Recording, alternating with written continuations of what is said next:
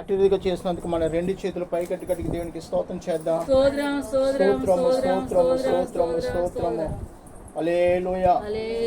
వాక్యోపదేశమై అపోస్తలుడైన పౌలు మొదటి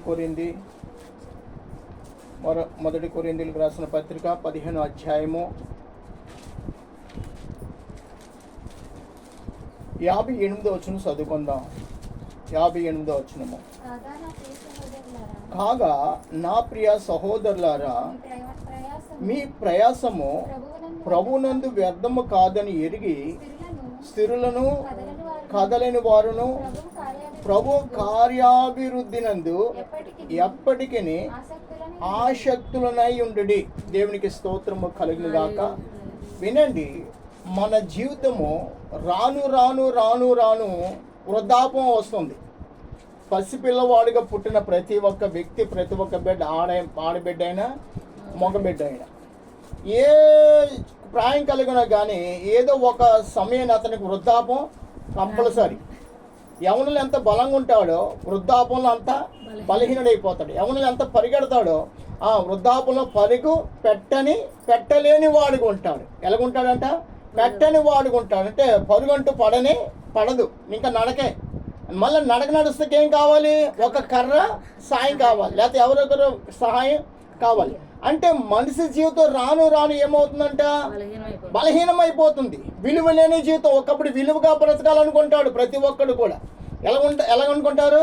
విలువ కలిగి బ్రతకాలను అనుకుంటారు. కానీ రాను రాను విలువ లేని వారిగా జీవించవలసి వస్తుంది. కారణం ఏంటంటే మానవుని యొక్క జీవితము కొద్దిపాటి జీవితమే. ఎంతంట? కొద్దిపాటి. అయితే ఆ కొద్దిపాటి జీవితంలో దేవుని కార్యాన్ని అతడు రుచి చూసి, దేవుడు ఎవరు తెలిసిన యుగాలు కూడా దేవుడు ఒక్కడే. ఆయన మార్పు లేనివాడు, మారనివాడు. కొన్ని యుగాలు గడిచినా కానీ నిన్నటి వాళ్ళే ఆయన ఎదుట ఉన్నవంట. అంటే మన వయసు గతించిపోతుంది, మన యొక్క తలంపులు, మన మాట, మన చూపు యావత్తు కూడా మార్పు చెందుతాయి. కానీ దేవుడు ఎంత మాత్రము మారనివాడు, మార్పు అంటూ లేనివాడు. అటువంటి దేవుడు నీతో నాతో మాట్లాడుతున్న మాట తెలుసా? ఇదిగో, నా యందు నీ ప్రయాసం ఎన్నడూ కూడా వ్యర్థము కాదు. దేవునికి స్తోత్రం కలుగాక. మనం ప్రభుని కూర్చుని జీవితం జీవించిన ఎడల ఆ జీవితం ఎల్లప్పుడూ కూడా ఆనందమే ఆనందమే, సంతోషమే సంతోషమే. దేవునికి స్తోత్రం కలుగాక. ఇప్పుడు 70 సంవత్సరాలు రాకుండానే మానవుడి జీవితం గతించిపోతుంది అనుకునే వారు చాలా మంది ఉన్నారు. కానీ దేవుడు అంటున్నాడు, 75 సంవత్సరాల తర్వాత దేవుడు ఒక వ్యక్తిని ఆస్వాదించాడు. ఆ వ్యక్తి పేరేంటి? 75 సంవత్సరాల తర్వాత అబ్రహాం. ఎన్ని సంవత్సరాల తర్వాత అండి? 75 సంవత్సరాలు. అతడు ఎలా జీవించాడు? లోకంలో అసలు సంతానం లేదు, అతడు నిలవటానికి ఒక ఇల్లు లేదు, అతని బ్రతికేంటి అతన్ని తెలియని రీతిగా జీవించాడు. 75 సంవత్సరాల తర్వాత అతడు ఎవరిని గుర్తించాడంటే నిజమైన దేవుడు ఉన్నాడని అతడు గుర్తించడం జరిగింది. దేవునికి స్తోత్రం కలుగాక. అప్పటికి అతని వయసు ఎంత అంటే 75 సంవత్సరాలు అండి. ఇప్పుడు మనకి 70 సంవత్సరాలు కలిగితే ఎలాగుంటుందంట? మన బ్రతుకు మొత్తం అంతా అయిపోయింది. కానీ దేవుడు ఎవరు తెలుసా అండి? ఎప్పుడైతే అయిపోయింది అనుకుంటున్నావో, ఎప్పుడైతే నీ బ్రతుకు శిథిలమైపోతుంది అనుకుంటున్నావో, ఎప్పుడైతే నా జీవితంలో ఇంకా జరగదని నువ్వు కుమిలిపోతుంటున్నావో, అప్పుడే దేవుడు నీ పక్షంగా కార్యము సఫలము చే దేవుడై ఉన్నాడు. అయితే నీవు దేవునిలో ఉండాలి, దేవుడు నీలో ఉండాలి. నీవు దేవుని యందు ఉండాలి, దేవుడు నీలో ఉండాలి. అప్పుడే ఆయన కార్యం నీ ఎడల నా ఎడల స్థిరమవుతుంది. ఆయన కార్యం సఫలము చేయదు. ప్రభువులోని యొక్క ప్రార్థన ఎన్నడూ కూడా వ్యర్థము కానే కాదు. ప్రభుని స్తుతించిన ఎడల ఆ స్తుతి నీ జీవితాన్ని మార్చే స్తుతి అయి ఉన్నది. అందుకనే మన స్థితిగతులు మారాలంటే మనలో ఏముండాలి? స్తుతి ఆరాధన. ఏముండాలండి? స్తుతి ఆరాధన మనలో ఉండాలి. స్తుతి లేకుండా ప్రభు నిన్ను నన్ను గణపరచాడు. స్తుతి ఆరాధన మనకు కావాలి, ప్రార్థన కావాలి. మన స్తుతి చేసే అనుభవం ఏమైందో మనం నేర్చుకోవాలండి. దేవుణ్ణి మనము ఆరాధిస్తున్నామంటే మొదట మన హృదయంలో చూడండి ప్రార్థన చేస్తాం. మొదట బిడ్డల కోసం కాదు, మొదట భర్త కోసం కాదు, మొదట మన ఇల్లు కోసం కాదు. ఏమని ప్రభుని స్తుతించాలి? ప్రభా, నీవు అద్వితీయ దేవుడవు, నీవే మహాపరాక్రమం గల దేవుడవు, నీకు అసాధ్యమనేది ఏదీ లేదు. నీ నామము ఆకాశం ముందు భూమి యందు కూడా గొప్పది నైనా నువ్వు గొప్ప దేవుడినైనా. యుగాలకి నీవే దేవుడవు. కొన్ని యుగాలు గడిచిపోయినా కానీ నీ యందు నీవు నిన్నటి వలే ఉన్నవయ్యా. అయ్యా, నీ పరాక్రమం నేను వర్ణించలేని దేవుని నామాన్ని అలా స్మరించి జ్ఞాపకం చేసుకుని ప్రభుని స్తుతించాలి. నీకు స్తోత్రము స్తోత్రము స్తోత్రము అనే మాట ఎప్పుడు కూడా మన నోట రావాలి. ఏం మాట రావాలంట? ఒకసారి స్తోత్రం స్తోత్రం స్తోత్రం చెప్పండి. చెప్పాలి. చూడండి, స్తోత్రం అనే మాట ఎందుకు చెప్పాలంటే, ఒక రాజు ఒక మంత్రి అడవికి వెళ్ళారండి వేట కోసం. ఎక్కడికి వెళ్ళారంట? అడవికి వెళ్ళారు. ఎక్కడికి వెళ్ళారండి? అడవిలో వేటాడటానికి వెళ్ళారు. అయితే ఈ రాజు వెనక మంత్రి నడుస్తున్నాడు. రాజు ముందు పోతుండగా కొన్ని పొదలు, కొన్ని చెట్లు, కొన్ని ఏర్లు అడ్డొస్తుండగా కత్తి తీసుకుని మొత్తం నరుక్కుంటూ ముందుకు ప్రయాణం చేస్తున్నాడు. ఇలా నరుగుతూ ముందుకు ప్రయాణం చేస్తుండగా ఎలాగనగానే ఇతను బొట్టనెలు తెగిపోయిందంట. ఏమైపోయింది?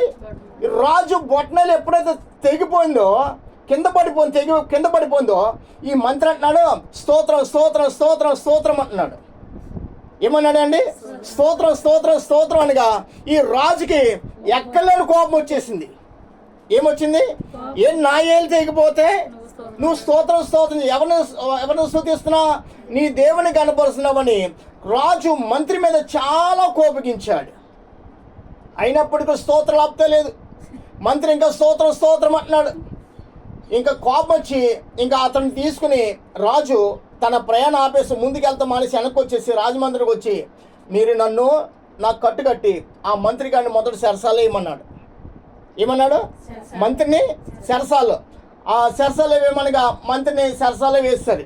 తర్వాత వైద్యం కొన్ని 3 నెలలు 4 నెలలు వైద్యం అయింది. ఈ 3 ఏళ్ళతో అతడు మళ్ళా రెండోసారి వేటకి వెళ్ళాడు. ఎక్కడికి వెళ్ళాడు? రెండోసారి మళ్ళీ వేటకి వెళ్ళాడు.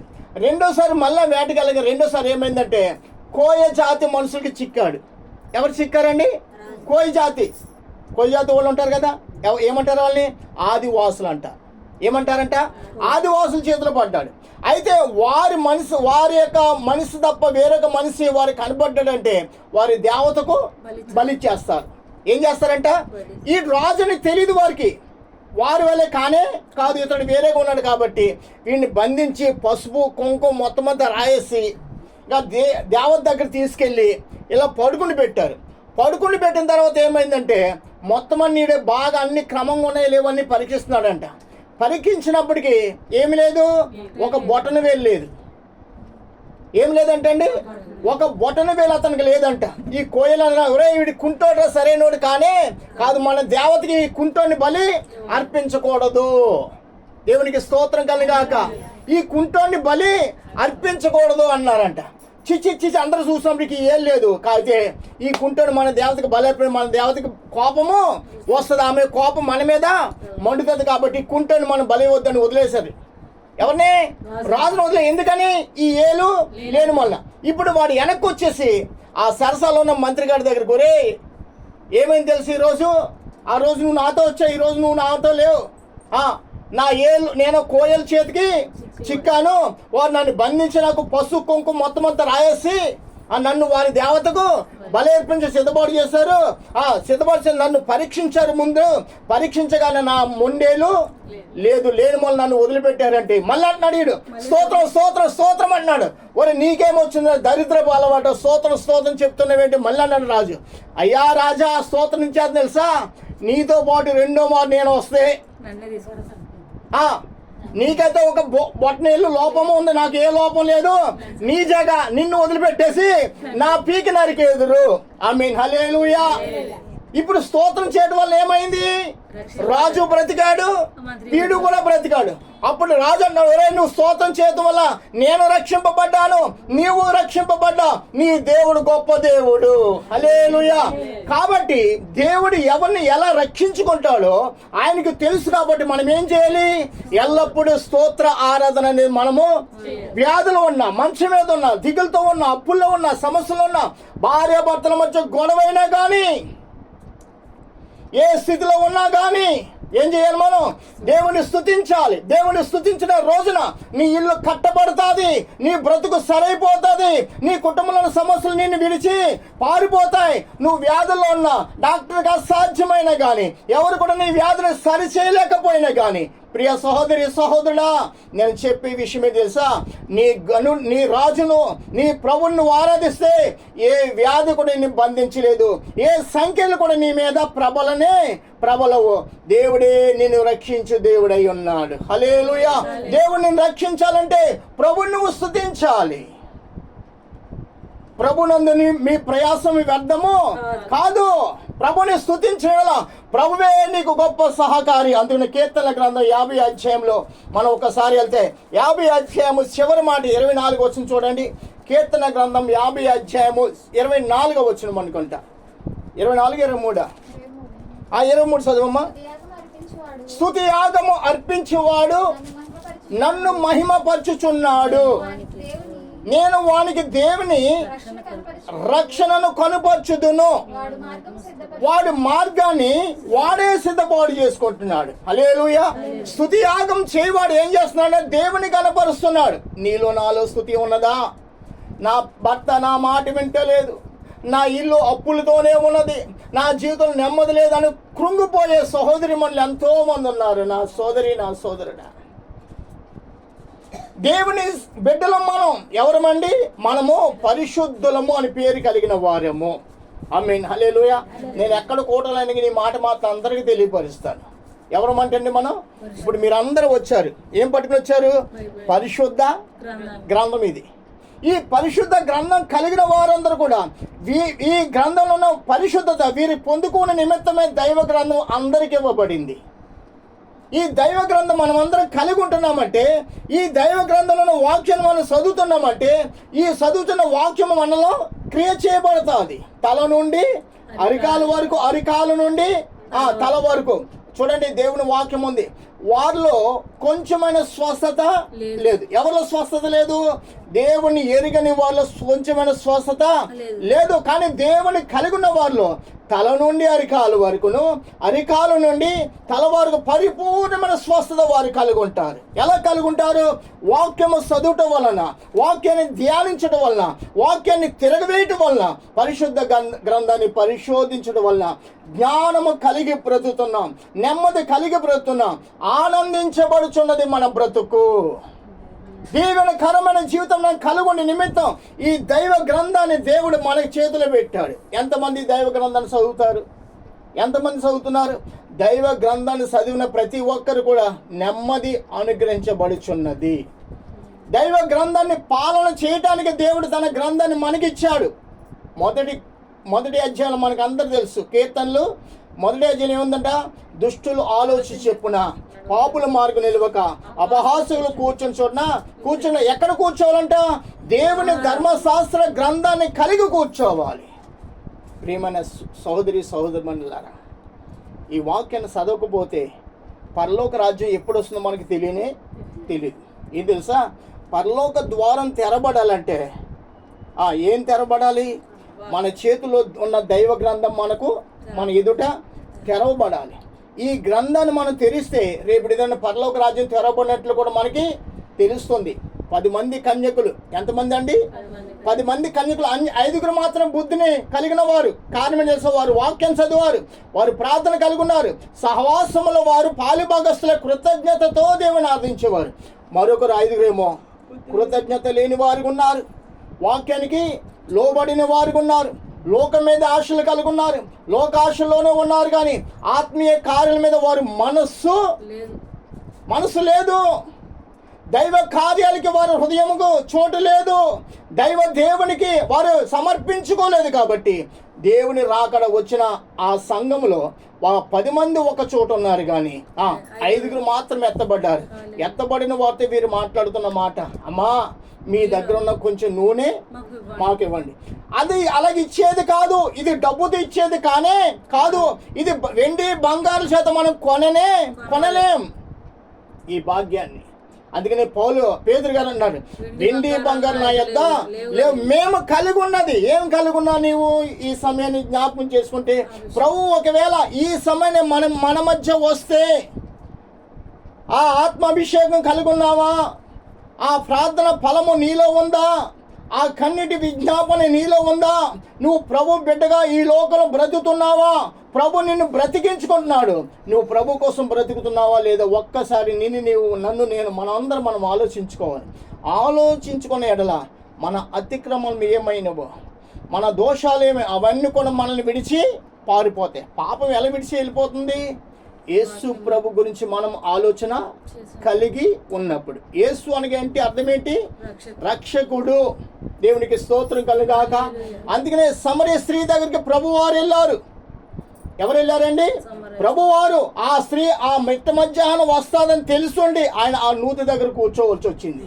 ఆమె వచ్చింది మిట్ట మధ్యాహ్నం మరీ ఘోరమైన ఎండలో ఆమెతో మాట్లాడుతుండగా ఆమె ఆయన మాటలు విని ఈయన నిజముగా ఒక ప్రవక్త ఇలా యేసు అని గుర్తించింది కాబట్టి ఆమె ఆ మాటలు నమ్మి ఏం చేసింది, ఆ కొండ అంటే ఏంటి, పాపపు క్రియలను ఒప్పేసుకుని ఎక్కడికి వెళ్ళింది?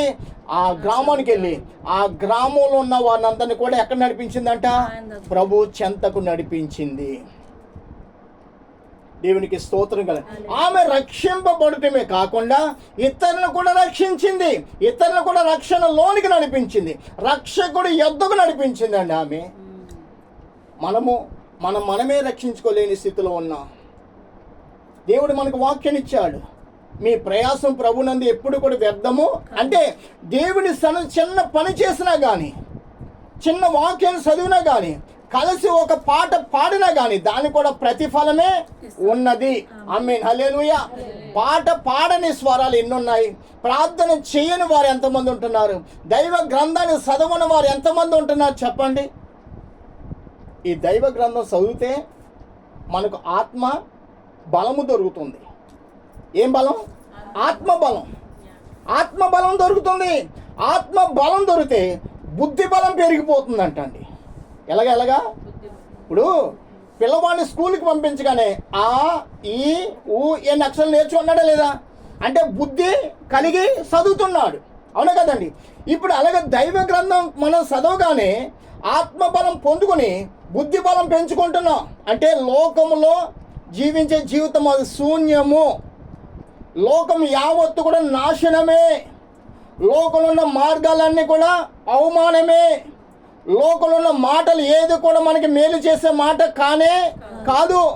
దేవుని కూర్చున్న మాట, దేవుని కూర్చున్న సహవాసం, దేవుని కూర్చున్న జీవితం యావత్తు ధన్యకరం అయ్యున్నది. హల్లెలూయా.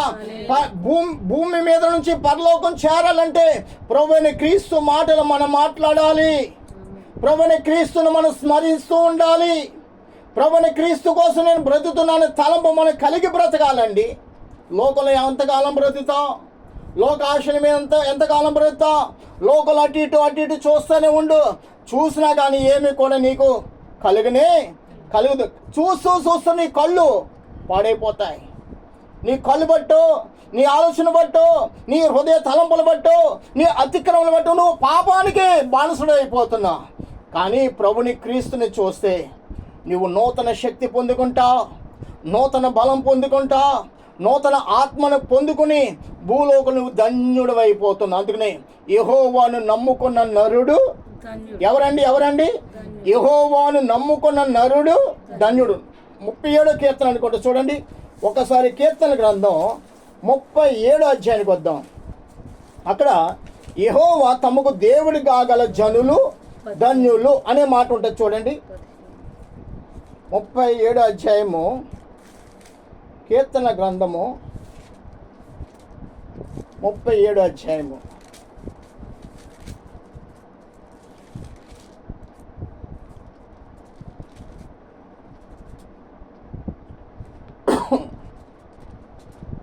ఏముంది? యెహోవా తమకు దేవుడి గాగల జనులు 37 38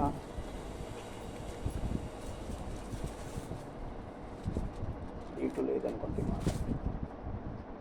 యెహోవా తమకు దేవుడి కాగల జనులు ధన్యులు అనే మాట ఉంటుంది చూడండి. 37 కాదనుకోండి ఈ మాట.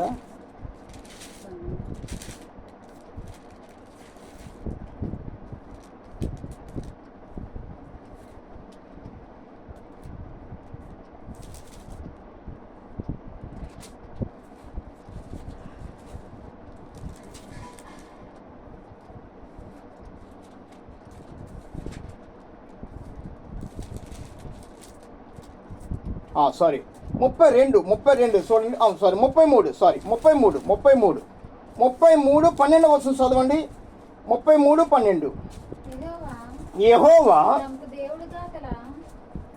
తమకు దేవుడి కాగల జనులు ధన్యులు. ఎవరు ధన్యులు అంట? దేవుణ్ణి తమ దేవుడిగా ఎంచుకోవాలి. ఈయన ఎవరంట? ఈయన నా దేవుడు, ఈయన నా దేవుడు, ఈయన నా దేవుడు అంటూ మనం బ్రతకాలి. ఎలా బ్రతకాలంట? ఈయన నా దేవుడు, ఈయన నా దేవుడు అంటూ మనం బ్రతకమనుకోండి, మనం ఏమవుతున్నాం? ధన్యులం అవుతున్నాం. అంటే దేవుడిని మన దేవుడిగా ఎంచుకోవాలి. ఆయన ఎవరి దేవుడు అంట? ఎవరి దేవుడు? ఆయన మన దేవుడు. ఆమేన్, హల్లెలూయా. మన దేవుణ్ణి మన దేవుడిగా మనం ఎంచట్లేదు. ఇప్పుడు మన కొడుకుని ఎవరైనా వచ్చి ఇతను నా కొడుకు అంటే మనం ఒప్పుకుంటామా? చెప్పాలి అమ్మా, మాతో ఒప్పుకుంటావా? అభిరామ్ని రాజీ అమ్మ ఈ నా గర్భాన్ని పుట్టాడనే అందనుకో, అక్కకి ఏమన్నా తెలియలేదా? అలాగా ఎలా ఏ తల్లి అయినా కానీ పరాయి తల్లి వచ్చి నా కొడుకంటే ఒప్పుకుంటుందా? ఒప్పుకోదు. అలాగే దేవుని మాత్రం మనం ఒప్పుకున్నట్లేదు. ఈయన నా దేవుడు, ఈయన నా రక్షకుడు, ఈయన నా పోషకుడు, నన్ను కలిగేసిన వాడు, నన్ను సృష్టించిన వాడని ఆ దేవుని మనం ఒప్పుకున్నాడు. అందుకని మనకి ధన్యత కరువైపోతుంది. కానీ లేఖనం ఏం చెప్తుందండి? యెహోవా తమకు దేవుడి కాగల జనులు ధన్యులు. ఆయన తనకు స్వాస్థముగా ఏర్పరచుకున్న జనులు ధన్యులు. ఆయనే నా స్వాస్థము, ఆయనే నా భాగము, ఆయనే నా రక్షకుడని ఎవరైతే దేవుని అంగీకరించి దేవుని కోసం బ్రతుకుతారు వారు ఎవరంటండి? ధన్యులు. దేవునికి స్తోత్రము కలుగాక. డబ్బున్న వారు ధన్యులు కారు. వెండి బంగారాలు కలిగిన వారు ధన్యులు కారు. ఎవరైతే దేవుని స్వీకరిస్తారో, ఎవరైతే దేవునికి సమర్పించుకుంటారో, ఎవరైతే దేవుని కోసం బ్రతకాలని దేవునికి వారు మాత్రమే ధన్యులు. వారు ఇహమందును పరమందును కూడా వారు ధన్యులే. దేవునికి స్తోత్రం కలుగాక. వినండి, మీరందరికీ నా వైపు చూడాలి ఒకసారి. ఈ భూలో కొంచెం మనం పరలోకానికి వెళ్ళాక మనల్ని కూడా దేవుడు ఒక చోట ఉంచుతాడు. ఎవరు ఎంత ప్రార్థన చేస్తారో, ఎవరు ఎంత స్తుతించారో అదంతా కూడా దేవుడు మనకి వినిపిస్తాడంట. రాజీ ప్రార్థన ఎంత, మార్త ప్రార్థన ఎంత, సహోదరి ప్రార్థన ఎంత, వీళ్ళు నా కోసం ఇంతలాగా స్తుతించారని దేవతలు చెప్తుండగా మనకంటే బలమైన ప్రార్థన వీరులు ఉన్నారు. వారు ఎవరు తెలుసా? మోకాళ్ళ మీద ఉండి ఏంటండి, మోకాళ్ళ మీద 2 చేతులు పైకెట్టి రోజంతా ప్రార్థన చేసిన భక్తులు ఉన్నారు. హల్లెలూయా. మొదట మన యొక్క నీతి గురించి మాట్లాడతారు. మన నీతి తక్కువ ఉంది కాబట్టి మనకంటే పెద్ద నీతి కలిగిన వారి గురించి తర్వాత చెప్తాడంట. అప్పుడు వారి గురించి నీతి గురించి మనం వినగా, అయ్యో నా ప్రభువా, లోకస్తులు పడిపోనయ్యా, లోకంలో నువ్వు ఇచ్చిన బ్రతుకు బట్టి నిన్ను గణపరచలేకపోనయ్యా, అయ్యో నేను అపవిత్రమైన జనుల మధ్య జీవించాను, అయ్యో నిన్ను స్తుతించలేకపోయినా కుమిలిపోతామంట అండి. మొన్న గుడారాల పండుగ జరిగింది. ఏం పండుగ జరిగింది? ఎన్ని లక్షల మంది వెళ్ళి ఉంటారు అమ్మా? ఎన్ని లక్షల మంది వెళ్ళి ఉంటారు? ఎవరైనా చెప్పగలరా? కొన్ని లక్షల మంది. ఎన్ని లక్షల మంది కాదా? లేదంటే 10 లక్షలు లేకపోతే 20 లక్షల మంది వెళ్ళిపోయారు అక్కడికి. ఇప్పుడు అక్కడికి వెళ్ళిన జనం ఎలా వెళ్ళారు తెలుసా అండి? ఒక భక్తుని ప్రార్థన ద్వారా. యేసన్న గారంట ఇప్పుడు ఎక్కడైతే గుడారాల పండుగ జరుగుతుందో ఆ స్థలములు అంటే ఆయన ఆకలేసి మెట్టబచ్చాను, మంచి లేక ఏమీ దొరక, ఎవరు కూడా ఏమీ కూడా ఇవ్వలేని స్థితి ఆ కాలంలో. ఆయన ఒక చింత చెట్టు దగ్గర కూర్చుని ఆ చింత చెట్టు సిగురు కోసుకుని దాన్ని తిని కడుపు నింపుకున్నాడంట. ప్రభా నీకు స్తోత్రం, ఈ చింత సిగురు నా కోసం ఉంచావు నేను, నీకు స్తోత్రం. ఆ సిగురు తిని కడుపు నింపు. మనం ఎప్పుడైనా ఆ చింత సిగురుతో మనం కడుపు నింపుకోవడం ప్రయత్నం చేస్తామా? ఏం దొరకపోతే దేవుణ్ణో, లేకపోతే మీ భర్తనో, లేకపోతే మీ తల్లిదండ్రులు, ఇంకా మీరు కలుగున్న వారి మీద మీరు తిరుగుబాటు చేయడం మనకు తెలుసు, కానీ ప్రార్థన చేయడం మనకి ఏమాత్రం కూడా ఆలాపన రాదు. ఏది చేస్తే మేలు? తిరుగుబాటు చేస్తే మేలా, ప్రార్థన చేస్తే మేలా? ప్రార్థన చేస్తే మేలు. కానీ సాతాను గడంట నువ్వు ప్రార్థన చేయొద్దు, తిరుగుబాటు చేయి అంటాడు. ఇది తెలుసా? నరకానికి పోయేవారందరూ కూడా ఏం చేస్తారు తెలుసా? తిరుగుబాటు చేస్తారమ్మా. కొట్టుకుంటారు, భార్య భర్తలు కూడా కొట్టుకుంటారు, తల్లి పిల్ల కూడా కొట్టుకుంటుంది, తండ్రి కొడుకు కూడా కొట్టుకుంటారు. ఎందుకంటే వారు తిరుగుబాటు చేయటం తెలుసు, కానీ మేలుకరమైన మార్గము ఏదనేది వారికి తెలియదు. అయితే వాక్యం ఇచ్చాడు, ప్రభువునందు మీ ప్రయాసం అంటే మీ ప్రార్థన, మీ స్తుతి, మీ యొక్క సహవాసం ఎన్నడూ కూడా మీకు అవమానం కానే కాదు. ఏమవుతుంది అక్కడ మేలు కలుగుతున్నది. ఎప్పుడైతే 1 గంట నీ అప్పుల నిమిత్తమా, నీ అనారోగ్య నిమిత్తమా, నీ భర్త నిమిత్తమా, నీ బిడ్డల నిమిత్తమా, లేదా ఇంకా దేని నిమిత్తమైనా పాడి పంటలు సరిగ్గా పండలేదా, వ్యాపారం నష్టమే జరుగుతుందా, కుటుంబంలో సమాధానం లేదా, ఇరుగు పొరుగు వారు నిన్ను హేళన చేస్తున్నారా, ఇరుగు పొరుగు వారు నిన్ను చీ అంటున్నారా, ఏ విషయమైనా కానీ నీ గృహంలో దేవుని సన 1 గంట, రోజుకి 1 గంట ప్రార్థన చేస్తుండు. ఏకాంతంగా దేవుని ఎదుట కూర్చో, ఏకాంతంగా కన్నీరు విడువు. నీ దేవుడు నిన్ను దాటిపోయే దేవుడు కానే. హల్లెలూయా. నువ్వు ప్రార్థన చేసే వరకు దేవుడు నిన్ను పరీక్షిస్తూనే ఉంటాడు. నువ్వు ఎప్పుడైతే ప్రార్థన చేస్తావు ఆయన నీ దగ్గరికి వచ్చేస్తాడు. హల్లెలూయా. నీ సమీపంగా వచ్చేస్తాడు, నీ మన వింటాడు, నీ కార్యం సఫలపరుస్తాడు, నీకు సమాధానము సమకూర్చువాడు ఆయనే. అయితే ఆయన గురించి మనకు తెలుసున్నా కానీ ఏం చేస్తాం? ప్రార్థన చేయం కానీ మంచం ఎక్కి దుప్పటి మూసుకేసుకుని కుమ్ములిపోతాం, ఏడుస్తూ ఉంటాం. క్రైస్తవ పేరు కలిగిన స్త్రీ లేక పురుషుడా, మనము కృంగిపోతే దేవునికి ఏమాత్రము కూడా ఇష్టము లేదు. మనవడి గారు త్వరగా రానివ్వట్లేదేమో, మీరు ఇక్కడ లేరేమో అనుకున్నాను. మనవడు అంటే అదే మరి. దేవునికి స్తోత్రం. హల్లెలూయా. వినండి, మనము కుమిలిపోవడం దేవునికి అసలు ఇష్టం లేదు. నీ భర్త ఒకవేళ నువ్వు కుమిలిపోవడం చూస్తే, సావే నీ బ్రతికేది, నువ్వు సావే అంటాడేమో. లేదా కుమిలిపోతుండగా తాను ఏం మాట్లాడకుండా వెళ్ళిపోతాడేమో. నేను ఎంతలా ఏడుస్తున్నా కానీ నా వైపు ఏమీ చూడలేదు, మళ్ళీ ఏడుస్తాను. నువ్వు ఎంత ఏడుస్తున్నా కానీ నీ బ్రతుకులు ఏడిపోయి కానీ సమాధానం అనేది దొరకనే. ఆ ఏడిపోయేది ఎక్కడ ఏడవాలి? దేవుని యొద్ద. నీ కన్నీరు కాలిస్తే నీ కుటుంబాన్ని 2 దీవించు దేవుడై ఉన్నాడు. నీ సంతానం దీవించు దేవుడై ఉన్నాడు. నీ జీవితాన్ని, నీ కుటుంబాన్ని, నీ ఉద్యోగాన్ని, వ్యాపారం పాడు చేస్తున్న ఆ దురాత్మలన్నీ కూడా దేవుడు బంధించి, హల్లెలూయా, శిరస్సాలలో వేయు దేవుడై ఉన్నాడు. దురాత్మను బంధించే శక్తి ఎవరికి ఉంది? దేవునికి తప్ప నరునికి లేనే. అయితే మరొక ఆ అధికారం ఎవరికి ఇచ్చాడు? దేవుడు సావుకులకి ఇచ్చాడు. దేవునికి స్తోత్రం కలగాక. ఆ అధికారం ఎవరికి ఇచ్చాడంట? సావుకులకి ఇచ్చాడు. సావుకులు ప్రార్థన చేయగా దురాత్మలు బంధింపబడతాయి. దేవునికి స్తోత్రం కలగాక. అవి ఏవైనా కానీ ఒక ఆత్మాభిషేకం కలిగిన సేవకుడు ప్రార్థన చేస్తే ఆ దెయ్యాలు గడగడ పారిపోతూ ఉంటాయి, వణుకుతూ. దేవునికి స్తోత్రం. హల్లెలూయా. ఆయన కలిగిన అభిషేకం సేవకుల మీద కూడా దేవుడు ఉంచాడు. అందుకని మీకు లోకంలో అసాధ్యం అనేది ఏది కూడా. సర్వ సృష్టికి వెళ్ళి నేను సర్వ సృష్టిని జయించిన ప్రకారం మీరు సర్వ సృష్టికి సువార్తను ప్రకటించండి. ఏది ప్రకటించాలి? దేవునికి వెండి బంగారు ఇస్తాను చెప్పకూడదు. దేవుడి దగ్గరకు వస్తే నువ్వు దీవించబడతావనే మాట చెప్పడం మంచిది. ఎందుకంటే ఆయన దీవించు దేవుడై ఉన్నాడు. ఎలా దీవిస్తాడు? వెండి బంగారాల చేత కాదు. ఎలా దీవిస్తాడంట? దేవుడు చేస్తున్న పనిని ఏం చేస్తాడు? వర్ధిల్లింపజేస్తాడు. హల్లెలూయా. ఇప్పుడు ఎంతమంది?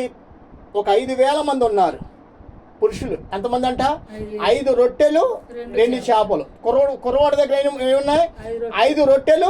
ఇప్పుడు 5,000 మంది ఎలా తినగలరు? 5,000 మంది ఎలా తినగలరు? అయ్యో, ఇది తినాలి, ఇది అసాధ్యము కాదు. కానీ ఆ 5 రొట్టెలు 2 చేపలు ఎవరి దగ్గర తెచ్చారు? దేవుని దగ్గరకు తెచ్చారు. చిన్నదాన్ని దేవుడు ఏం చేస్తాడు? ప్రార్థించి ఆశీర్వదించి ఇది ఇప్పుడు మీరు పంచిపెట్టమన్నాడు. ఆ చిన్న 5 రొట్టెలు 2 చేపల్ని 5,000 మందికి పంచిపెట్టగా ఇంకా 12 గంపలు మిగిలి ఉన్నవి. దేవునికి స్తోత్రం చెప్పండి. నువ్వు ఏ స్థితిలో ఉన్నా ఆ స్థితిలో హెచ్చించు దేవుడు. దేవునికి స్తోత్రం. హల్లెలూయా. నా డబ్బుని నీకు ఇస్తాను, నా బంగారం నీకు ఇస్తాను, ఎవరితో కూడా దేవుడు మాట్లాడే దేవుడు కానే కాడు. దేవుడు ఎలా కార్యం చేస్తాడంటే ఆయన ఏది మూటలు మన దగ్గర పెట్టడు, కానీ మనం కలిగి ఉన్న దాని నుంచి దేవుడు మనల్ని హెచ్చించు దేవుడై ఉన్నాడు. నువ్వు చేస్తున్న పని నమ్మకంగా చేస్తే ఆ నమ్మకమైన పని ఏ పని అయినా, వ్యవసాయమైన, కూలి పని ఏదైనా కానీ దేవునికి అసాధ్యం అనేది లేదు. అక్కడి నుంచి మరొక చోట కూడా దేవుడు నిన్ను నడిపించి అక్కడ స్థిరపరిచే దేవుడై ఉన్నాడు. అయితే మనం ఎలా ఉండాలి? దేవుని ఎడల యథార్థముగా ఉండాలి, నమ్మకముగా ఉండాలి. కీర్తన గ్రంథం 5వ అధ్యాయము 11, 12 వచనం చదవండి. కీర్తన గ్రంథం 5వ అధ్యాయము 11, 12.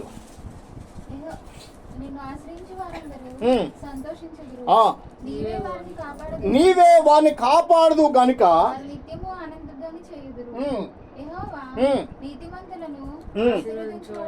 అదండి. ఏంటండి?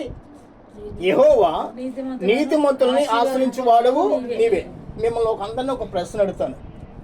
కుడి ముందా బడి ముందా? మీరు చెప్పాలి. బడే ముందు. మా తల్లి చల్లనైన మాట చెప్పా. బడేమో 6 రోజులు, బడేమో 6 రోజులు, గుడేమో 1 రోజే. ఇప్పుడు దేన్ని మనం పట్టుకుంటాం? 6 రోజులు బట్టి పట్టుకుంటున్నాం, కానీ గుడి రోజుని గుడి అనగా అర్థం ఏంటి తెలుసా? 1 రోజు గడుపుట 1000 దినాల కంటే శ్రేష్టము. హల్లెలూయా. 1 రోజు దేవుని సన్నిధి జీవించడం వల్ల ఎంత దీవెనంట? 1000 దినాల వరకు మనం సమృద్ధి కలిగి జీవిస్తున్నాం, కానీ మానవులు దాన్ని పట్టుకుంటలేదు. ఇలా ఒక తల్లి తన కొడుకుతో మాట్లాడిందంట. ఒరే నాయనా, బడి కాదు, మొదట గుడి, మొదట తర్వాత చదువు, మొదట సంఘానికి రా, తర్వాత నువ్వు చదువుకో. ఆదివారం 2 గంటలు 2-3 గంటలు ఆరాధన చేయి, తర్వాత రోజంతా నువ్వు చదువుకొచ్చిన తల్లి బోధించేదంట. తల్లి బోధించేది, కొడుకేమనేవాడంట, అమ్మా గుడి కాదు, మొదట చదువు అనేవాడంట. ఈరోజు ఆ పిల్లవాడు లేనే లేడు. మీకు చెప్తున్నాను, మన బిడ్డలను దేవునికి అప్పగించకపోతే, మన బిడ్డలను దేవుని సన్నిధిని సిద్ధపాటు చేయకపోతే, మన బిడ్డల్ని దేవుడు మనకి ఇచ్చాడు, ఆ బిడ్డల్ని దేవునికి సమర్పించకపోతే సాతానుడు ఎత్తుకుపోతాడు.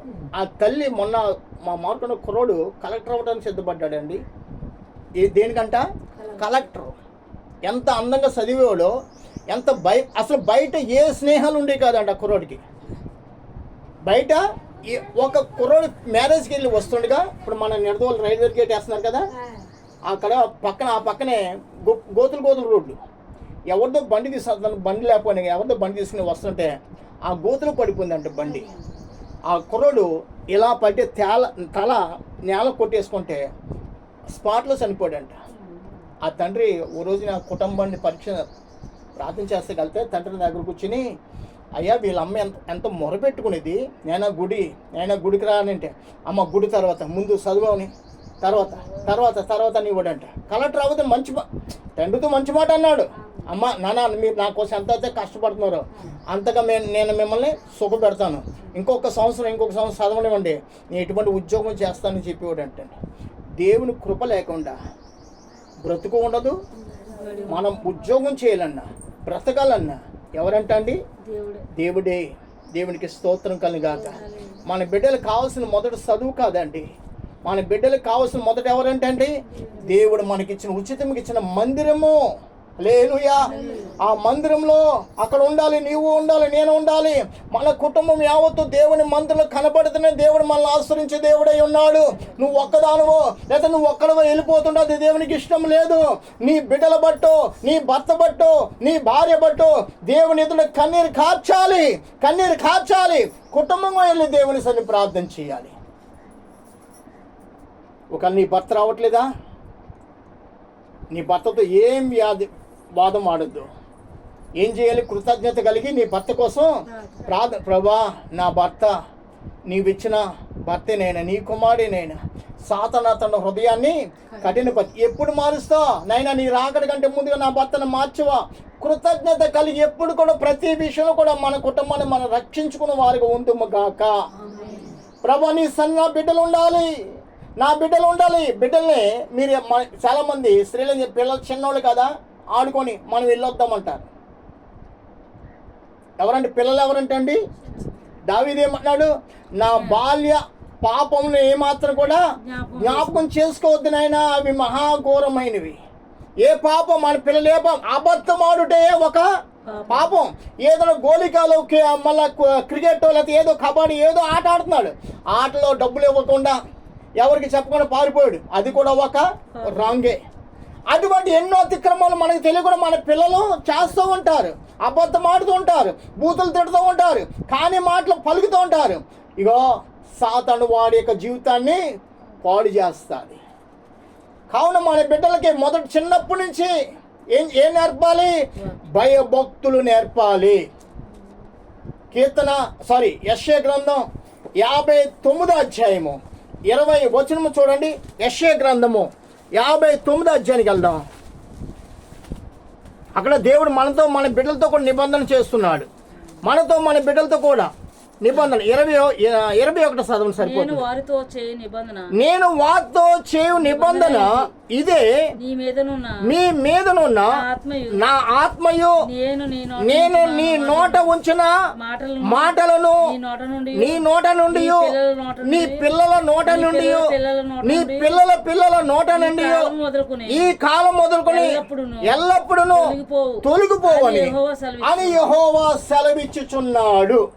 అందరు చదివారా? ఎవరెవరి నోటనంట దేవుడు మనకి ఏ ఆత్మ ఇచ్చాడు? ఈ ఆత్మ ఎక్కడ ఉండాలి? మన పిల్లల్లో కూడా ఉండాలి. నా ముఖం అంటాం కదా నా పిల్లల్ని, నా పేరు, నా మగ పిల్లడు పుడితే ఏమనుకుంటా మా సహోదరికి మొత్తం బలహీనత మొత్తం ఎగిరిపోయిందేమో, నడుపోటు కూడా లేదు ఇప్పుడు మనం కూడా ముఖం చూడగానే. అలా సంతోషం మనకి, అవునా కదా? నా అచ్చు నాలాగానే ఉన్నాడు, అవునా కదండి? చెవులు చూడు, ఈ ముక్కు చూడు, ఈ కాళ్ళు, ఈ ఏళ్ళు అంతా నా పోలికనే ఎంత సంతోషిస్తామో. దేవుడిచ్చిన ఆత్మ, మనలో పెట్టిన ఆత్మ మన బిడ్డలో లేకపోతే మనం స్తుతించిన మనం స్తుతించిన దానికంటే మన బిడ్డలు మరి ఎక్కువగా ప్రభుని స్తుతించాలంట. మనలో ఉన్న ఆత్మ ఎవరిలో ఉండాలి? మన పిల్లల్లో కూడా ఉండను గాక. ఆమేన్, హల్లెలూయా. మనలో ఉన్న ఆత్మ ఎవరిలో ఉండాలంటే మన పిల్లల్లో కూడా ఉండాలి. మన పిల్లలు లేకపోతే సాతాను కూడా వచ్చి ఎత్తుకుపోతాడు. కాబట్టి మనం భయపడుతూ బ్రతకాలి. ప్రభు నా బిడ్డను కాయు దేవుడవు నీవే, నా బిడ్డను బ్రతికించు దేవుడవు నీవే. నా బిడ్డ స్కూల్కి వెళ్తున్నాడు, కాలేజీకి వెళ్తున్నాడు, ఉద్యోగానికి వెళ్ళి వ్యాపారానికి పనికి వెళ్తున్నాడు. తల్లి, ఆ భార్య, ఆ బిడ్డల కోసం, భర్త కోసం ఇంట్లో ఏం చేయాలంటే అండి ప్రార్థన చెయ్యాలి. వాళ్ళు వెళ్ళిపోయారు కదండి, మన ఇష్ట ప్రకారం మనం ఉంటే దేవునికి ఏమాత్రం ఇష్టము కానే కాదు. మరొక కొన్ని లేఖనాలు మీకు చూపించి ముందుకెళ్తాను చూడండి. కీర్తన గ్రంథము 89వ అధ్యాయం కూడా ఒకసారి వెళ్దాం. ఇది మాట అయిపోయింది కదా. 89:28 కూడా చదువుకుందాం చూడండి. కీర్తన గ్రంథం 89:28. నా కృప నిత్యము అతనికి తోడుగా నుండును, నా నిబంధన అతనితో స్థిరముగా ఉండును, శాశ్వత కాలము వరకు అతని సంతానమును ఆకాశం ఉన్నంత వరకు అతని సింహాసనమును నేను నిలిపేదను.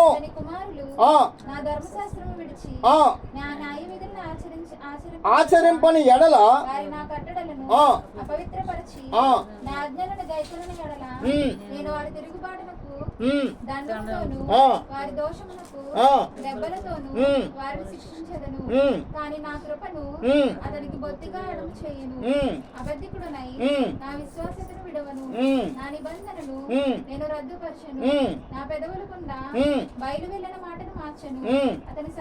అతని సంతానము శాశ్వతముగా ఉండుననియు అతని సింహాసనము ఎంతవరకు అంటే సూర్యుడు ఉన్నంత కాలము నా సన్ను ఉండుననియు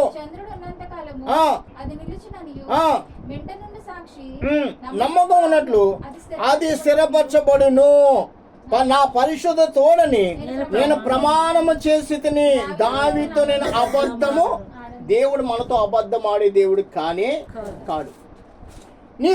నీవే కాదు, నీ పిల్లలు కూడా శాశ్వత నిబంధన. ఆమేన్, హల్లెలూయా. ఒక్కసారి మీకు అంత చెప్తున్నాను. ఇప్పుడు 3-4 ప్రార్థన చేసుకున్నాం మనం, కానీ మనం 3-4 ప్రార్థన చేయలేదు. వినండి, ప్రార్థన అనేది నీ ఉన్నా లేకపోయినా ప్రార్థనకి ఎప్పుడు కూడా జీవం ఉన్నది. ఏముందంట? మనము ఈ లోకం నుంచి వెళ్ళిపోయినా కానీ మన ప్రార్థన లోకంలో నీ కుటుంబం నీ సంతానం చుట్టూ ఆ ప్రార్థన ఒక కిరీటంగానే తిరుగుతూ ఉంటుంది. ఆ ప్రార్థన బిడ్డల్ని కాపాడుతూ ఉంటుంది. ఆ ప్రార్థన బిడ్డల్ని బ్రతికిస్తుంటుంది. ఆ ప్రార్థన బిడ్డల యొక్క కాలు చీకట్లో పడనీయదు. హల్లెలూయా. మరి నీ ప్రార్థన ఏది? నీ బిడ్డలకు క్షేమమేనా? నీ ప్రార్థన నీ ఇంటికి వెలుగుగా ఉన్నదా? ఆ వెలుగునిచ్చే ప్రార్థన, ఆ కాపాడే ప్రార్థన కలిగి ఉన్నావా లేవో? ఒక తల్లిగా, ఒక భార్యగా ఒక్కసారి మనం జ్ఞాపకం చేసుకుందాం. పిల్లలు లేరని ప్రభుని తడుపుతాం, ప్రభుని వేధిస్తాం, దేవుడు పిల్లల్ని ఇస్తాడు. కానీ ఆ బిడ్డల కోసం మనం దేవుని సన్నిధి కన్నీరు కార్చాం. బిడ్డలు ఇవ్వగానే దేవుని కూడా మర్చిపోతాం. దేవునితో మనం నిబంధన చేసిన మన నిబంధన మనం మర్చిపోతాం. దేవుడు ఒక పిల్లవాడిని ఇస్తే, హన్నాంది ఒక్క పిల్లవాడిని నాకు ఇస్తే అతడు నీ సన్నిధినే నేను వదిలేస్తానంది. దేవునికి స్తోత్రం కలగాక. వదిలేసింది కాబట్టి అతని లాంటి ప్రవక్త మళ్ళీ అతని కాలం ఎవరు కూడా పుట్టలేదు. దేవునికి స్తోత్రం. నీ బిడ్డ పుట్టినంత వరకు అతడు జయ జీవితం కలిగి ఉండాలంటే అతని బ్రతుకు దినాలు ఏ శత్రువు కూడా అతని ఎదురుగా రాకుండా ఉండాలంటే నీ ప్రార్థన సమర్పించుకున్న సమర్పణ దేవుని ఎదుట ఎల్లప్పుడూ కూడా నువ్వు సమర్పిస్తూ, ప్రభు ఈ బిడ్డని ఇస్తానంటే నేను నీకు సమర్పించుకుంటానని చెప్పాను. ఇదిగో ప్రతిరోజు నీ సన్ని ప్రార్థన చేస్తున్నాను, నా బిడ్డ కోసం, నా కోసం, నా ఇంటి కోసం. ప్రతిరోజు రేపగలు మనం బ్రతుకు దినాలంతా కూడా ప్రభు సేవ మనం చెయ్యాలి.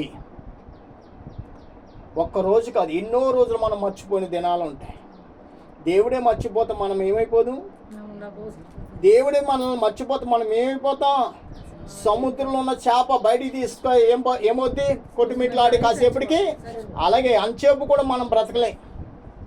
అంతసేపు కూడా మనకి బ్రతుకు ఉండదండి. దేవుడు ఇంకా మనల్ని బ్రతికించుకుంటున్నాడు. ఇంకా తెలుసుకుంటారు. ఇంకనూ నా సన్నిధిని వారు కూడి నన్ను ఘనపరుస్తని ప్రభు జ్ఞాపకం చేసుకుంటున్నారు. కాబట్టి ఈ బ్రతుకు మనకి దేవుడు ఇచ్చాడు. ఒకవేళ దేవునికి ఇంకా దూరం అయిపోతే దేవుడు అంటాడు, నీ బట్టి నా నామానికి అవమానం, నీ బట్టి భూమి పాడైపోతుంది, నేను నిన్ను తీసివేస్తాను అని ప్రభు నీతో నాతో మాట్లాడతాడు. ప్రియమని వల్లరా, దేవుని బిడ్డలో దేవుని మరిచిన రోజు ఒక్కరోజు కూడా మనలో ఉండకూడదు. లేఖనము చదవని రోజంటూ మనలో ఉండకూడదు. అంత మాత్రమే కాదు, మరలా మరొక మాట ఉందండి. దేవునికి స్తోత్రం కలుగాక. కీర్తన గ్రంథంలోనే 102 అధ్యాయానికి 107 అధ్యాయం అనుకుంటా చూడండి. 102 అధ్యాయం 106 అధ్యాయం పిల్లల గురించి అక్కడ రాయబడింది మాట.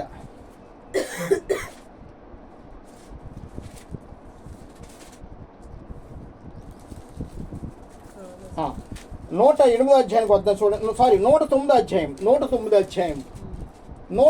అధ్యాయము 5వ వచనం చూడండి. 4వ వచనం చూడండి. నేను చూపిన ప్రేమకు ప్రతిగా వారు నా మీద పగపట్టి ఉన్నారు, అయితే నేను మానక ప్రార్థన చేయుచున్నాను. వినండి, దావీదు భక్తుడికి రాసిన కీర్తన ఇది. భక్తుడు ఎవరంటే మానక ప్రార్థన కలిగిన వాడు. కానీ అతనితో పాటు ఉన్నవారు ఎవరంటే తెలుసా అండి? దావీదు మీద పగపట్టిన వారు. వారు ఎంత పగపట్టినా కానీ దావీదు ఏం చేస్తున్నాడు? ప్రార్థన విషయంలో మాత్రం అతడు పడిపోలేదు. అతడు ప్రార్థన కలిగిన ప్రార్థనాపరుడు అండి. ఎవరండి అతడు? ప్రార్థన కలిగిన ప్రార్థనాపరుడు. అందుకనే ప్రార్థన జీవితం కలిగిన వారు పరిశుద్ధులని పేరుంది. ప్రార్థన లేకుండా ఎంతకాలం బ్రతికినా కానీ దేవునికి అది ఇష్టమైన బ్రతుకు కానీ కాదు. మీకు విషయం చెప్తాను. మేము రాజమండ్రి సంఘానికి వెళ్ళేవాళ్ళు. 80 సంవత్సరాలు 90 సంవత్సరాలు వచ్చిన ముసలమ్మలు ఏంటి, వృద్ధుల తండ్రులు ఏంటి, వాళ్ళందరూ కూడా మోకాళ్ళ మీద ఉండి ఇగో 2 చేతుల పైకెట్టి ప్రభుని స్తుతిస్తూనే ఉండేవారు. ఆ సంఘానికి వెళ్ళే వాళ్ళు మరొక సంఘానికి వెళ్ళరు. ఏం తెలుసా, మరొక సంఘానికి వెళ్తే అక్కడ ప్రార్థన ఉండదు, అక్కడ స్తుతి ఆరాధన ఉండదు. వారి నోటంట వచ్చే మాటలు సరైన మాటలుగా ఉండవు. వారి ప్రవర్తన వారికి ఇంపుగా ఉండదు. వారే తమ భర్తను, వారే తమ భార్యను, వారే తమ బిడ్డను వారు దూషిస్తారు. సహవాసం అంటే ఏంటి? పవిత్రమైనది, పరిశుద్ధమైనది. మన నోటితో అన్యాయపు మాట, మోసకరము కూడిన మాట, ఏ మాట కూడా మన నోట రాకూడదు. ఏం తెలుసా, మన నాలుకను దేవుడు ఏం చేశాడు? పవిత్రపరిచాడు. ఇక మీద ఏం మాటలు రావాలి? దేవునికి ఇంపైన మాటలే మన నోట వచ్చును గాక. మన నోట వచ్చే మాట, ప్రతి ఒక్క మాట మనము లెక్క అప్పచెప్పాలి. మొన్న మేము హైదరాబాద్ వెళ్ళాం ఎంగేజ్మెంట్లో. అక్కడ సేవకురాలు మేము కూర్చుని భోజనం చేస్తున్నామండి. అక్కడ సేవకురాలు మొదట కొద్ది తినేసింది, తర్వాత కొద్దిగా సాంబార్ బాగుందని సాంబార్ కొద్దిగా అన్నం పెట్టించని వడ్డించేవాళ్ళు చెప్పింది. అతడు ప్లేట్ తీసుకుని మళ్ళా మొదట ఎంత తిన్నాడో అంత పెట్టుకొచ్చేసాడు. ఇప్పుడు అంటుంది పాస్టర్ గారు, బ్రదర్ మీకు కొద్దిగా చెప్పాను, ఎందుకు మొదట ఎంత పెట్టించుకొచ్చారు, మళ్ళీ ఎంత పెట్టించుకొచ్చారు అంటే నేను అన్నాను, సిస్టర్ ఏమైంది, తిని వదిలిపెట్టాను అన్నాను నేను. బ్రదరు, మనం దేవునికి లెక్క చెప్పాలి. ఏ విషయంలో? అన్నం వండుకుని పాడేస్తామే, ఆ విషయంలో కూడా దేవునికి లెక్క చెప్పాలి. అది ఎవరిచ్చారు నీకు? దేవుడిచ్చాడు. దాన్ని నువ్వు పాడేయటానికి దేవుడు నీకు ఇవ్వలేదు. నువ్వు తిని ఎంత తినాలో అంత మాత్రం ఒక క్రమం, ఒక లెక్క. అక్కడ 12 గంపలైన ఒక లెక్క ఉన్నది. 5 రొట్టెలు 2 చేపలను లెక్క ఉంది. అలా లెక్క, అన్నిటికీ లెక్క. మన వస్త్రాలకి కూడా లెక్క ఉంది. మనం వస్త్రాలు మనం చింపేసుకుంటున్నామా, లేకపోతే ఇంకా కావలసిన ఇంకా ఎక్కువగా కొంటున్నామా? దేవుడి ఇచ్చిన డబ్బును మనం నిల్వ చేసుకుని ముందు దినాలు మనకు అవసరం తీదని మనం దాన్ని సద్వినియోగం చేసుకుంటున్నామా లేదా? మన బ్రతుకును మనం సద్వినియోగం చేసుకుంటున్నామా లేదా? మన బ్రతుకును మనం కాపాడుకుంటున్నామా లేదా? మన బిడ్డలు దేవుని కోసం పెంచాలనుకునే ఒక లెక్క మనకు ఉందని తెలిసిన వారికి ఉన్నామా లేమా? ఎన్ని విషయాలు మనం దేవుని ఎదుట నిలబడవలసి వస్తుంది. హల్లెలూయా. మన బిడ్డల కోసం ఏ అపవిత్రము పనులు చేయకూడదండి. మన బిడ్డల పక్షంగా ఏ అబద్ధాలు ఆడకూడదు. దైవ సన్నిధి అంటే ఏమిటనుకుంటున్నారు? ఆయన పరిశుద్ధుడు కాబట్టి దేవుడు ఏమన్నాడు? నేను పరిశుద్ధుడు కాబట్టి మీరు కూడా ఎలా ఉండాలంట? పరిశుద్ధంగానే బ్రతకాలి. అప్పుడే మనం దేవునికి ఇంపుగా ఉంటాం. ఇప్పుడు దేవుని యొక్క రాకడ రాబోతుంది. నా ప్రియ సోదరిమణులారా, ఏం రాబోతుంది? ఆయన రాకడ వచ్చేటప్పుడు కడబోర, ఏ శబ్దం అంటే అండి? ఈ కడబోర శబ్దం ఎవరికి కనపడుతుంది చెప్పండి? ఎవరికి కనపడుతుంది? ప్రార్థన లేకుండా, బైబిల్ చదవకుండా, సంఘానికి వెళ్తూ మాత్రమే కాదు, ఇంట్లో దేవుడు మనకి ఎన్ని దినాలు ఇచ్చారు? 6 దినాలు. సోమ, మంగళ, బుధ, గురి, శుక్ర, శని. ఈ 6 దినాలు దేవుని కోసం నువ్వు సాక్షిగా ఉన్నావా లేవా? నీ మాట క్రమంగా ఉందా లేదా? దైవ నిబంధనకు సమీపంగా నువ్వు బ్రతుకుతున్నావా, మాట్లాడుతున్నావా లేదా? ఇవన్నీ కూడా నువ్వు కలిగి ఉంటేనే ఆ రాకడలో మనము ఎత్తబడతాం. లేకపోతే కడబోర శబ్దం నీకు నాకు చెవిటి వానికి మన మాట వినపడుతుందా? ఎందుకని వాడు చెవిటి వాడు అంటారు? మీరు చెప్పాలి. ఇప్పుడు నరాలు స్ట్రక్ అయిపోయి, ఈ చెవి నరాలు ఏమైనాయంట? మూతపడిపోయి అండి. మూతపడిపోవడం వల్ల వాడికి ఏమీ కూడా తెలియదు. అలాగే ఆత్మీయ జీవితం కూడా మనం ఎవరు? చచ్చిన వారు లేదా మూగవారు. లోకంలో బ్రతకాలని ఆలోచన ఉంది, కానీ ప్రభు అయిన క్రీస్తు రాజ్యం శాశ్వతమైన రాజ్యం. ఆ రాజ్యానికి వెళ్ళాలనే తలంపు మనకు. సంఘానికి వెళ్తున్నా, ఎలాగెళ్తున్నా తెలుసా? బ్రతికున్న వారితో పాటు చచ్చిపోయిన వారిగా ఉన్నాం. అంటే ఆత్మీయత ఉంది కదా. యెషయా 59 ఉంది ఆ మాట.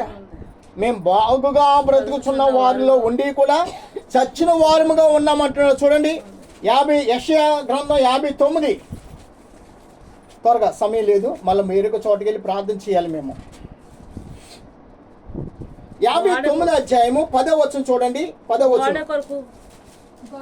గోడ కొరకు గుడ్డి వారి వలె తడుములాడుచున్నాము, కన్నులు లేని వారి వలె తడుములాడుచున్నాము. ఎప్పుడంటే సంజ చీకటి యందు వలెను మధ్యాహ్న కాలము కాలు జారి పడుచున్నాము. బాగుగా బ్రతుకుచున్న వారిలో నుండి కూడా ఎలాగున్నారంట? నేను బాగానే ఉన్నాను కదా అనుకుంటా. నాకేమో తక్కువ, గవర్నమెంట్ నాకు పెన్షన్ 5,000 ఇస్తుంది, రేషన్ బియ్యం ఫ్రీగా వస్తుంది అనుకుంటావేమో. అన్నీ నాకు ఫ్రీగా వస్తున్నాయి. ఇవేమి కూడా నీకు బాగోగులు, కానీ ఇవి కలిగి ఉన్నాక నువ్వు నరకానికి పోతావు. ధనవంతుడు లోకాలన్నీ కలిగి ఉన్నాడు, తన ధనాన్ని గురించి ఒక రోజున లెక్క రాసుకుంటున్నాడు. లెక్క రాసుకుని ప్రాణమా తినుము త్రాగు, అసలు నీకు ఇంకేమి కూడా కొదువా లేదు అన్నాడు. ఓరి వెర్రివాడా, ధనం ఇచ్చింది నేను, డబ్బు ఇచ్చింది నేను, ఆయుష్ ఇచ్చింది నేను బ్రతుకునిప్పుడు ఇచ్చేది నేను, భూమి నాది, ఊపిరి కూడా నాదే. నేను ఇచ్చిన ఊపిరి నీలో ఉంది, నేను ఇచ్చిన జీవము నీలో ఉంది, వాటిని నేను లాగేసుకుంటాను. నీదంటూ ఏముంది? ఏమైనా ఉందా? ఆడు ఆ రాత్రే హల్లెలూయా వాడు వెళ్ళిపోయాడు నరకానికి. వాడు ఎక్కడికి వెళ్ళిపోయాడు? నరకానికి వెళ్ళిపోయాడు. నరకానికి వెళ్ళి కళ్ళు తయారు చేసినప్పుడు ఎవరున్నారంట?